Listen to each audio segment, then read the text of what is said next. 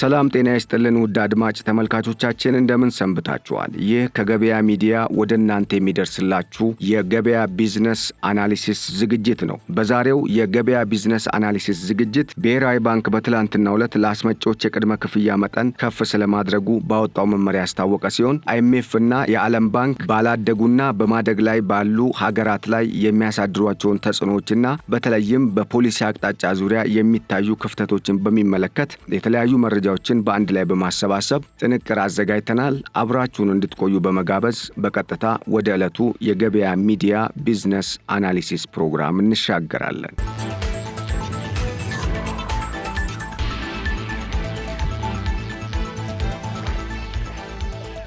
ለአስመጪዎች የቅድመ ክፍያ መጠን ከ5000 የአሜሪካን ዶላር ወደ 50000 የአሜሪካን ዶላር ከፍ መደረጉን ብሔራዊ ባንክ በትላንትናው ዕለት ባወጣው መመሪያ አስታውቋል። ባንኩ የውጭ ምንዛሬ ገበያ ስርዓትን በይበልጥ ለማሻሻል ከግንቦት 12 2017 ዓ.ም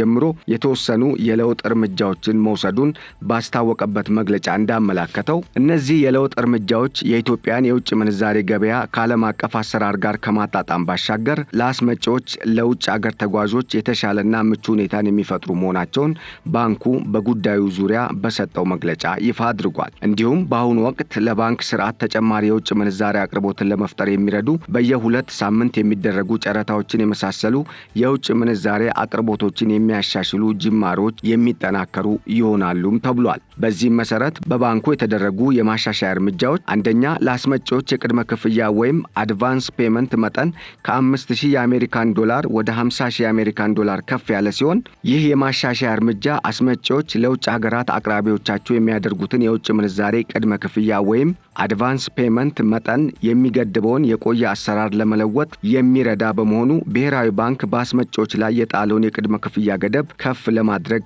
መገደዱን አስታውቋል። በዚህም ከወዳጅ ሀገራት ተሞክሮ በመነሳትና ለብዙ ዓመታት ለውጥ ሳይደረግበት የቆየውን አሰራር ለመለወጥ አስፈላጊነትን በመገንዘብ ሸቀጦችን ከውጭ ለማስገባት ሊከፈል የሚችለውን የቅድመ ክፍያ መጠን ከ5000 የአሜሪካን ዶላር ወደ 50000 የአሜሪካን ዶላር ከፍ መደረጉን ባንኩ በመግለጫው አስታውቋል። በተመሳሳይ ለውጭ አገር ተጓዦች የሚፈቀደውን የውጭ ምንዛሬ ጥሬ ገንዘብ መጠን ከፍ መደረጉን ያስታወቀ ሲሆን ባንኩ ለውጭ አገር ተጓዦች ምቹ ሁኔታን ለመፍጠር በማሰብ ወደ ውጭ አገር ለሚጓዙ ኢትዮጵያውያን በጥሬ ገንዘብ የሚፈቀደው የውጭ ምንዛሬ መጠን እንዲጨምር ስለመደረጉ ነው የባንኩ መግለጫ ያመላከተው። በአዲሱ ገደብ መሰረትም ለግል ተጓዦች የሚፈቀደው የውጭ ምንዛሬ መጠን ወደ 10000 የአሜሪካን ዶላር ከፍ ሲል ለንግድ ሥራ መንገደኞች ደግሞ 15000 የአሜሪካን ዶላር እንዲሆን መወሰኑን ባንኩ በይፋ አስታውቋል። ይህንንም የውጭ ምንዛሬ በጥሬ ገንዘብ ወይም በካርድ መውሰድ ይቻላል የተባለ ሲሆን ከዚህም በተጨማሪ የውጭ ምንዛሬ የባንክ ሂሳብ ያላቸው ግለሰቦች ወይም ደንበኞች ከሂሳባቸው ላይ በካርድ መጠቀም የሚችሉት የውጭ ምንዛሬ መጠን ከ10 በመቶ ወደ 20 በመቶ ከፍ እንዲል ስለመደረጉ ነው ባንኩ በትላንትናው ዕለት በሰጠው መግለጫ ያስታወቀው።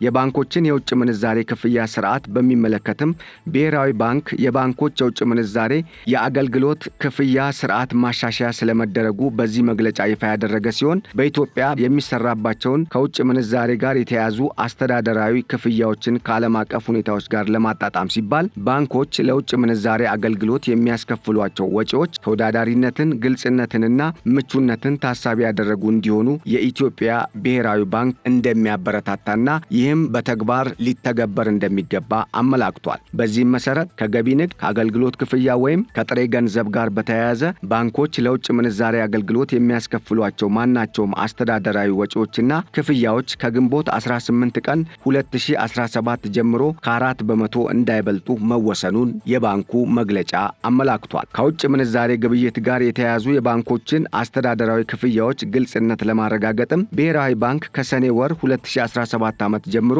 በድረ ገጹ ላይ መረጃዎቹን በመደበኛነት ለሕዝቡ ይፋ እንደሚያደርግ አስታውቋል። በተመሳሳይ የባንኩ ፍቃድና እድሳት መስፈርቶችን በሚመለከትም ብሔራዊ ባንክ SBB/XX/2025 የሚል የ2013 ዓ.ም ደንቦችን የሚተካ አዲስ መመሪያ ማውጣቱን ያስታወቀ ሲሆን መመሪያው የኢትዮጵያን የባንክ ዘርፍ በጥብቅ ለመከታተልና በከፍተኛ የቁጥጥር ስርዓት የሚመራ የባንክ አገልግሎትና የፋይናንስ ስርዓትን በመዘርጋት ዘርፉን ለውጭ ባንኮች ክፍት ለማድረግ መሰረት የሚጥል ነውም ተብሏል። በአንጻሩ ይህንን አይነቱን የፖሊሲ ለውጥ እርምጃ የሚቃረኑ ከጥቅሙ ይልቅ ጉዳቱ ያማዘነ እንዳይሆን ስጋት ያደረባቸው ምሁራንና ባለሙያዎች እርምጃውን ከዚህ ቀደም ከነበረው ተሞክሮ ጋር በማያያዝ ሲነቅፉት ተስተውሏል። በተለይም እንደ አውሮፓውያን ዘመን አቆጣጠር በ1980ዎቹ መጀመሪያ አካባቢ ደቡብ አፍሪካ ውስጥ የሚገኙ ታዳጊ ሀገሮች ከፍተኛ የውጭ ዕዳ ቀውስ ውስጥ የተዘፈቁበት ጊዜ የነበረ ሲሆን ይህ አዝማሚያ አበዳሪ ሀገሮችን እያሳሰባቸው በመምጣቱ ምክንያት በከፍተኛ ደረጃ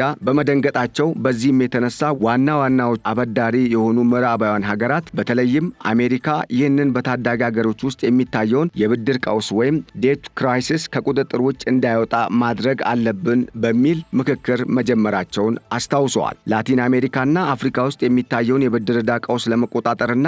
ታዳጊ ሀገሮች ፈጣን የኢኮኖሚና ማህበራዊ እድገት እንዲያስመዘግቡ በሚደረገው ጥረት ውስጥ እነዚህ ምዕራባውያን ሀገሮች የሚቆጣጠሯቸው የዓለም ባንክና ዓለም አቀፉ የገንዘብ ተቋም IMF ወሳኝ ሚና መጫወት አለባቸው በሚለው ሐሳብ ዙሪያ ስምምነት ላይ ተደርሶም ነበር።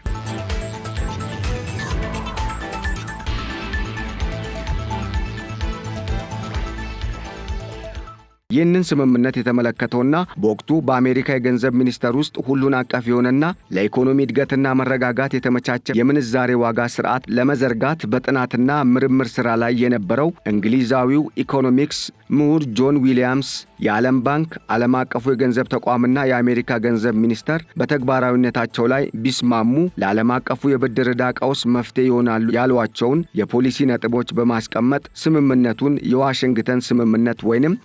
ዋሽንግተን ኮንሰንሰስ በሚል ስያሜ ሰጥተውታል። በዚህም ዛሬም ድረስ የዋሽንግተን ስምምነት በመባል የሚታወቀው ፖሊሲ መሰረት ታዳጊ ሀገሮች ከገቡበት የብድር ዕዳ ቀውስ ውስጥ ወጥተው ወደ ተሟላ ኢኮኖሚያዊ ልማትና እድገት የሚያመሩት እነሱ ራሳቸው በሚቀይሱት የእድገትና ልማት ቅደም ተከተል ሳይሆን የዓለም ባንክና ዓለም አቀፉ የገንዘብ ተቋም የሚሰጧቸውን ፖሊሲዎች ተከትለው ነው። በዋሽንግተን ስምምነት መሰረትም ዛሬ የዓለም ባንክና ዓለም አቀፉ የገንዘብ ተቋም የማበደር ጡንቻቸውን ተጠቅመው በታዳጊ ሀገሮች ላይ የሚጭኗቸውና ኢትዮጵያ ላይ እንዲጫን ሲያስገድዱበት የነበሩት ዋና ዋና የፖሊሲ ሐሳቦች እንደሚከተለው ይቀርባሉ። በተለይም የበጀት ጉድለትን የሚቀንሱ እርምጃዎች መውሰድ፣ የግብር ስርዓቱን ማሻሻል ወይም ታክስ ሪፎርም፣ ተንሳፋፊ ወይም ዋጋው በገበያ ኃይሎች የሚወሰን የውጭ ምንዛሬ ተመን እንዲኖር ማድረግ ወይንም ፍሎቲንግ ኤክስቼንጅ ሬት፣ በንግድ ዘርፍ ላይ የተጣሉ ገደቦችን ማንሳት ወይም መቀነስ፣ የውጭ ቀጥታ ኢንቨስትመንትን የሚደጉሙ ህጎችንና ደንቦችን መሰረዝ፣ የመንግስት ኢንተርፕራይዞችን ወደ ግል ማዞር፣ የፋይናንስ ዘርፉን የወለድ ተመን በገበያ ኃይሎች እንዲወሰን ማድረግ በሚችል መልኩ ነፃ ማድረግ፣ ነፃ የገበያ ውድድርን የሚገድቡ ፖሊሲዎችን መሰረዝ፣ ለፖለቲካ ፍጆታ ሲባል ለተለያዩ ፕሮጀክቶች የሚወጡ ወጪዎችን ከፍተኛ ኢኮኖሚያዊ ትርፍ ወደሚያስገኙ ፕሮጀክቶች ማዘዋወር። እነዚህ የፖሊሲ ዝርዝሮች ታዳጊ ሀገሮች ከዓለም ባንክ እናም ከዓለም አቀፉ የገንዘብ ተቋም IMF ገንዘብ መበደር ከፈለጉ የግድ መቀበል ያለባቸው ፖሊሲዎች እንደሆነ እነኚሁ የብሔራዊ ባንክ ማሻሻያን የተቃወሙ ምሁራንና ባለሙያዎች ያነሷቸው ሐሳቦች ናቸው። ባለፉት 30 ዓመታት እነዚህን ፖሊሲዎች ላቲን አሜሪካ፣ አፍሪካና እስያ ውስጥ ብዙ ታዳጊ ሀገሮች ብድር ለማግኘት ሲሉ ተቀብለው ተግባራዊ ማድረግ የሞከሩ ሲሆን ፖሊሲዎቹ ተግባራዊ መሆን ከጀመሩ ከዓመታት በኋላ ታዋቂ የዓለማችን ኢኮኖሚስቶች በእነዚህ ሀገሮች ውስጥ ያደረጉት ጥናት በግልጽ እንደሚያሳየው እነዚህ ፖሊሲዎች አገሮችን ከብድር ዕዳ ከኢኮኖሚ ኋላ ቀርነትም እንዳላላቀቋቸው ነው። ታዲያ ስጋቱ ከየት መጣ? የIMF እና የዓለም ባንክን ሀገራት ላይ የሚያሳድሩትን የፖሊሲ ማሻሻያ ተጽዕኖ እንመልከት።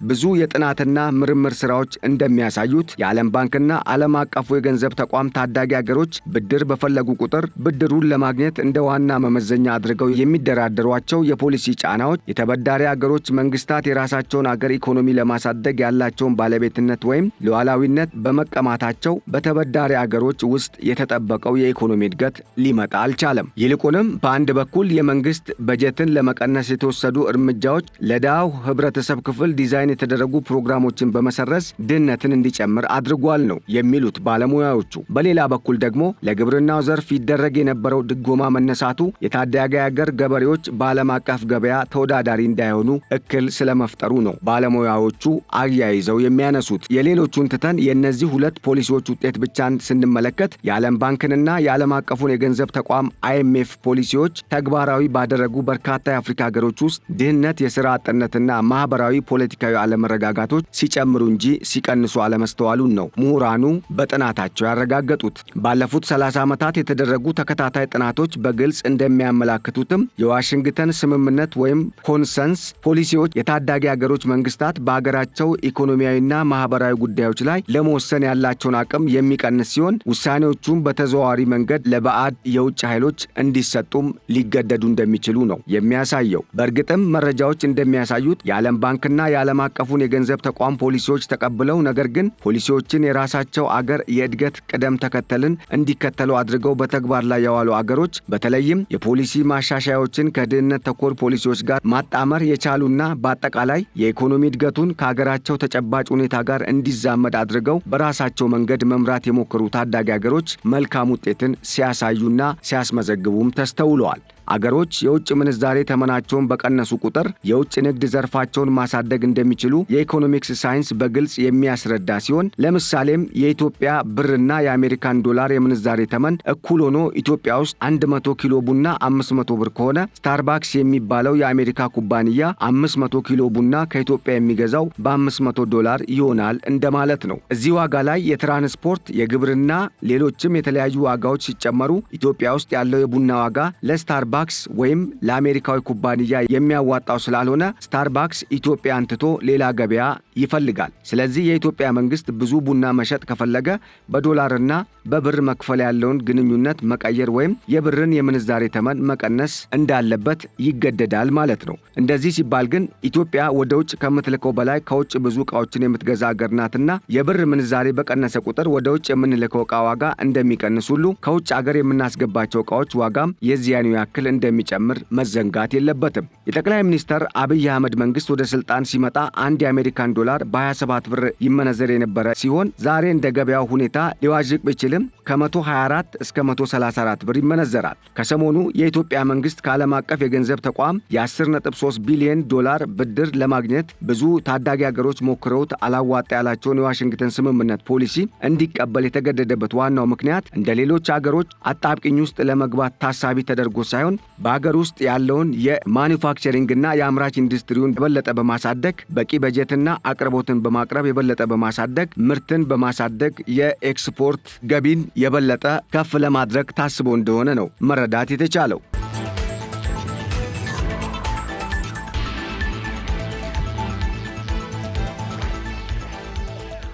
እንደ አጠቃላይ እንደ ኢትዮጵያ ድሃና በእድገት ኋላ ቀር የሆኑ አገሮችን ኢኮኖሚያዊና ማህበራዊ ችግሮች በሚፈለገው መጠን ማቃለል ለመቻላቸው የተረጋገጠላቸውና ሁለንተናዊ ተቀባይነት ያላቸው ፖሊሲዎች የሉም፣ ሊኖሩም አይችሉም ለማለት የሚያስቸግር ቢሆንም በአብዛኛው ግን እንደ ኢትዮጵያ ያሉ የአፍሪካና የሶስተኛው ዓለም ሀገራት በIMFና በዓለም ባንክ እንደዚሁም በሌላ ሀያላኑ ታላላቅ ኢኮኖሚ ተውጠው ዕጣ ፈንታቸውን በእነሱ እንደሚወሰን እሙን ነው። ሆኖም የኢትዮጵያ መንግስት የሁላችንም የጋራ በሆነች ሀገር ውስጥ የሚወስዳቸውን እርምጃዎች ከዘርፉ ባለሙያዎች፣ ከሲቪል ተቋማትና በተለያዩ መንግስታዊና የግል ድርጅቶች ውስጥ ከሚሰሩ ኤክስፖርት ምክር ቢሰማ አገራችን በይበልጥ ልትጠቀም እንደምትችል ምሁራኑ ያምናሉ። በተለይም ከIMFና ከዓለም ባንክ እንደዚሁም አሜሪካን ጨምሮ በምዕራባውያን ሀገራት በከፍተኛ ደረጃ ባደገ ኢኮኖሚ ላለመዋጥ መንግስትና የሚመለከታቸው አካላት የሚከተሉትን ምክረ ሐሳቦች ተግባራዊ ማድረግ እንደሚገባቸው የዘርፉ ምሁራን ያምኑበታል። ገበያን ያማከለ የፖሊሲ ማሻሻያ ለእድገት ጠቃሚ ሊሆን ቢችልም የእያንዳንዱ የማሻሻያ ፖሊሲ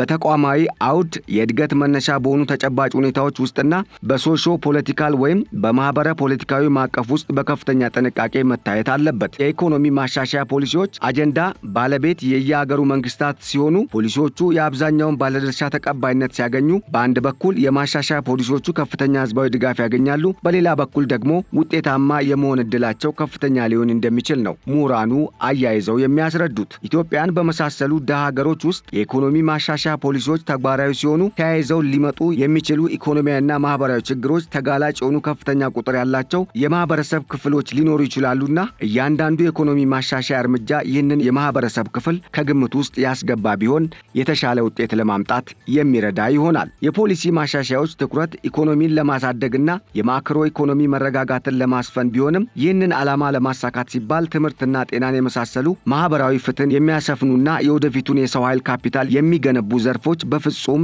የኢኮኖሚ እድገት ጥረት ሰለባ ወይም ኢኮኖሚው በተንገራገጨ ቁጥር ጥቃት ሊደርስባቸው አይገባም። ለዚህም መንግስት ጥንቃቄ ሊያደርግ ይገባል። ስለ ኢኮኖሚ እድገት ስናስብ አንድና ወጥ በሆነ መንገድ ችግሮችን ሊፈታ የሚችል አካሄድ የለምና መንግስት ለነዚህ የኢኮኖሚ እድገት ማሻሻያ ፖሊሲዎች ተግባራዊነት ቀጣይነት ያለው እንዲሆን ግምገማና የማስተካከያ የማሻሻያ እርምጃዎችን ሂደታቸውን ተከትሎ እየመዘነ ሊያደርግ እንደሚገባ ምሁራኑ ምክረ ሐሳባቸውን ለግሰዋል። የዓለማችን አገሮች የኢኮኖሚ እድገት ደረጃ የተለያየ ቢሆንም በእድገት ወደፊት የገፉ አገሮች፣ በመካከለኛው የእድገት ደረጃ ላይ የሚገኙ አገሮች፣ በእድገት ወደ ኋላ የቀሩ አገሮች እንደመኖራቸው መጠን የአንዳንድ ሀብታም አገሮች ኢኮኖሚ ኤክስፐርት ተኮር የሆኑ ፖሊሲዎችን የማይመጥን በሆነ ሁኔታ ወደ አገር ውስጥ አምጥቶ ተግባራዊ ለማድረግ መሞከር ግን ከጥቅሙ ይልቅ ጉዳቱ ሊያማዝን ስለሚችል መንግስት አርአያ ሊሆኑ የሚችሉ በተለይም በምስራቅና በሩቅ ምስራቅ እስያ የሚገኙ ሀገራትን ተሞክሮ ወደ አገር ውስጥ ሊያመጣ እንደሚችል ምሁራኑ እንደ ምክረ ሐሳብ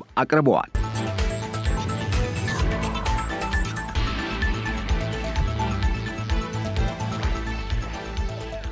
በብሔራዊ ባንክና በብሔራዊ የማክሮ ኢኮኖሚ ግብረ ኃይል የተሰጡ መግለጫዎችና በመንግስት የተደረጉ ማሻሻያዎችን በሚመለከት ምሁራንና የዘርፉ ባለሙያዎች አንዳንድ ቅሬታና ነቀፌታዎችን ቢያቀርቡም ወደ 126.5 ሚሊዮን የሚጠጋ ህዝብ ያላት ሀገረ ኢትዮጵያ በአፍሪካ በህዝብ ብዛት ከናይጄሪያ ቀጥላ ሁለተኛዋና በቀጠናው ፈጣን ኢኮኖሚያዊና ማህበራዊ እድገትን እያስመዘገቡ ካሉ ሀገራት አንዷ በመሆን እንደ አውሮፓውያን አቆጣጠር በ2023 8.1 በመቶ እድገት ማሳየቷን IMF እና ወርልድ ባንክ አረጋግጠውላታል። ኢትዮጵያ በ2025 ዝቅተኛና መካከለኛ ገቢ ደረጃ ላይ ለመድረስ አቅዳ እየሰራች ሲሆን የኢትዮጵያ መንግስት የሚመራው የልማት ሞዴል የመሰረተ ልማትና የኑሮ ደረጃን ያሻሽላል ተብሎ እንደሚጠበቅ በመንግስት የሚሰጡ ማብራሪያዎችና መግለጫዎች አመላክተዋል። ከሚታወቁት ውጤቶች መካከልም የመጠጥ ውሃ ተደራሽነት ከኢኮኖሚ ማሻሻያው በኋላ 60 ሚሊዮን ለሚጠጉ ተጨማሪ ዜጎች ተደራሽ መደረጉና የመብራት አገልግሎትን በእጥፍ ማሳደግ፣ የህፃናት ክትባት 64 በመቶ እንዲጨምር ስለመደረጉ ነው ከመንግስት የወጡ መረጃዎች የሚያመላክቱት። እንደ አውሮፓውያን አቆጣጠር 2004 እና 2016 መካከል እነዚህ እድገቶች የብሔራዊ ድህነት መጠንን ከ39 በመቶ ወደ 24 በመቶ ዝቅ እንዲል ስለማድረጋቸውም ነው በመንግስት የወጡ መረጃዎች ያመላከቱት። ይሁን እንጂ በመንግስት የሚመራው የእድገት ሞዴል ከመጠን በላይ ዋጋ ባለው ምንዛሪ ዘላቂነት የሌለው ዕዳና የግል ኢንቨስትመንትን በሚገድብ ጥብቅ ደንቦች ላይ የተመሰረተ በመሆኑ እንደተፈለገው ውጤትን ሳያመጣ መሰንበቱ ይታወቃል። እንደ አውሮፓውያን አቆጣጠር በ2016 እና 21 መካከል ያለው ድህነት ከ27 ወደ 32 በመቶ እየጨመረ በመምጣቱ ኢኮኖሚውን ለመለወጥ ወይም ወደ 2 ሚሊዮን ለሚጠጉ አዲስ ስራ ፈላጊዎች የስራ ዕድል ለመፍጠር በቂ ምርታማነትን ሳያሳድግ ስለመቅረቱ ነው ወደ ኋልዮሽ ሄደን የተመለከትናቸው መረጃዎች ያመላከቱት። የሰው ካፒታል ደረጃ ዝቅተኛ ሆኖ የቆየ ሲሆን 70 በመቶ የሚሆነው የሰው ኃይል አሁንም በግብርና ላይ የተመሰረተ ሲሆን የዓለም አቀፉ የንግድ ውህደት ውስን በመሆኑ እያደገ የመጣው የበጀት ገደብ ማህበራዊና የካፒታል ወጪን በእጅጉ እንዲቀንስ ስለማድረጉ ነው የIMF እና የወርልድ ባንክ ወይም የዓለም ባንክ ሪፖርቶች የሚያሳዩት። ምንም እንኳን ወደ 15 ሚሊዮን የሚጠጉ ሰዎች አሁንም በኢትዮጵያ የምግብ እርዳታ ይፈልጋሉ የሚሉ የተለያዩ መረጃዎች ከተለያዩ አቅጣጫዎች እየወጡ ቢሆንም ኢኮኖሚውን ለማረጋጋትና እድገትን ለማነቃቃት መንግስት በጁላይ 2024 እንደ አውሮፓውያን አቆጣጠር ሁሉን አቀፍ የማክሮ ኢኮኖሚ ማሻሻያ ፕሮግራም መጀመሩን ተከትሎ ወደ ገበያ ተኮር የምንዛሬ ዋጋን በማሸጋገር የተመረጡትን ወቅታዊ የሂሳብ ገደቦችን በማስወገድና አዲስ በወለድ ላይ የተመሰረተ የገንዘብ ፖሊሲ ማዕቀፍን በማውጣት ኢኮኖሚው እንዲነቃቃ ስለማድረጉ መረጃዎች ይጠቁማሉ። ማሻሻያዎቹ ብዙዎች እንደሚሉት በሀገሪቱ አሁን ላይ ፈጣን ለውጥ ባያመጡም በቀጣይ ግን የተለያዩ ለውጦችን ሊያስመዘግቡ እንደሚችሉ ይገምታሉ። ይፋዊና ትይዩ የምንዛሬ ተመን ስርጭት ከ100% በላይ ቢቀንስም በዝቅተኛ ታዳጊዎች ውስጥ የገበያ ቀልጥፍና ጉድለት፣ ከፍተኛ ውጭ ምንዛሬ ኮሚሽንና በትይዩ ገበያው ቀጣይ አጠቃቀምን የሚያበረታቱ ክፍያዎችን ጨምሮ ኢትዮጵያ የኢኮኖሚ ማሻሻያዎችን ወደ ተጨባጭ ለሰዎች ጠቃሚ በሆነ ሁኔታ ለመተርጎም ማሻሻያዎችን ማስቀጠል እንዳለባት ሁሉም ባለሙያዎች ያምናሉ።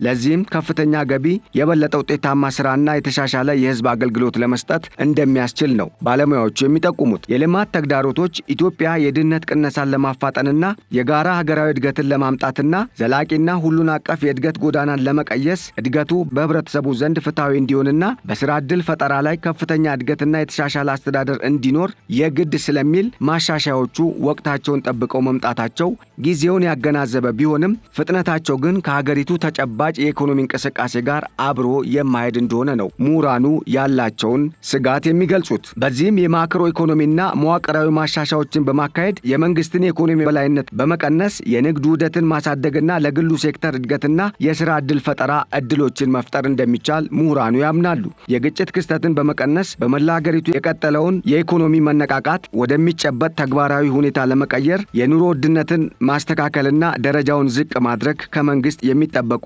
ወቅታዊና በተጨባጭ በስራ ሊቀየሩና ሊተረጎሙ የሚገባቸው ተግባራት እንደሆኑ ምሁራኑ በምክረ ሐሳባቸው ጠቁመዋል። በመሆኑም ይህ ለውጭ ባንኮች ክፍት የተደረገው የባንኪንግ ኢንዱስትሪም ሆነ የሀገራችን የፕራይቬታይዜሽን ፖሊሲ መሻሻል በመጥፎ የአየር ንብረት ሁኔታዎች ምክንያት እያደገ የመጣውን የምግብ ዋስትና ችግር፣ በዝናብ ጥገኝነት ላይ የተመሰረተውን ግብርና እንደዚሁም ግጭትና ዓለም አቀፍ የምግብ ዋጋ ንረት ለመቀየርና ጫናቸውን ለመቀነስ ውጤት ሊያመጣ እንደሚችል ይታመናል። ከአየር ንብረት ለውጥ የረጅም ጊዜ ተጽዕኖዎች ጎን ለጎን ተደጋጋሚ የከባድ የአየር ሁኔታ ክስተቶች የገበሬና የአርብቶ አደር ኑሮን እንዲሁም የምግብ ዋስትናን ሲጎዱ የነበረ ሲሆን ካሁን በኋላ ግን ይህ ሁኔታ በሀገር ውስጥ በተቀየሰው የፖሊሲ አቅጣጫ ሊቀየርና ለውጦች ሊመጡ እንደሚችሉ ነው ምሁራን ግምታቸውን ያስቀመጡት። እንደ አውሮፓውያን አቆጣጠር በ2022 የተከሰተው ድርቅ ከ40 ዓመታት በፊት ታይቶ የማይታወቅ ሲሆን በደቡባዊና ምዕራባዊ ሀገራችን ክፍሎች በሚሊዮን የሚቆጠሩ ዜጎችን ለክፉ የረሃብ አደጋ መዳረጉ ይታወቃል።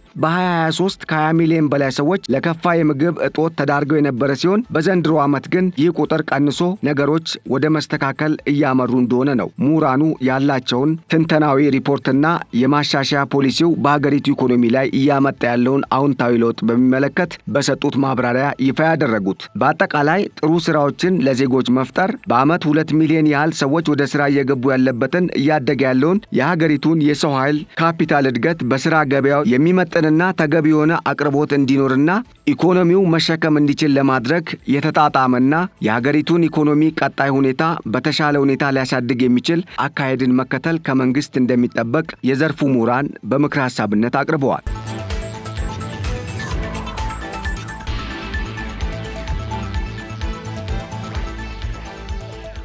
አድማጭ ተመልካቾቻችን ለዕለቱ ያዘጋጀንላችሁ የብሔራዊ ባንክ ያደረገውን የዋጋ ተመን ማሻሻያና በውጭና በገቢ ንግዶች ላይ የሚደረገውን ቁጥጥር በሚመለከት እንደዚሁም የውጭ ባንኮች ወደ ሀገር ውስጥ ሲገቡ ሊፈጠሩ የሚችሉ ጫናዎችንና IMFና የዓለም ባንክ በኢትዮጵያና በመሰል ሀገሮች ላይ የሚያደርሱትን የፖሊሲ ጫናና ብድርን ለማበደር የሚጠይቁትን ቅድመ ሁኔታ የሚፈጥረውን ችግር በሚመለከት ያቀረብንላችሁ ዝግጅት ይህን ይመስል ነበር። ስላዳመጣችሁን በማመስገን ቸር ተመኘን። ሰላም። ገበያ ሚዲያ፣ ምጣኔ ሀብታዊ እድገታችን ለማህበራዊ ዋስትናችን።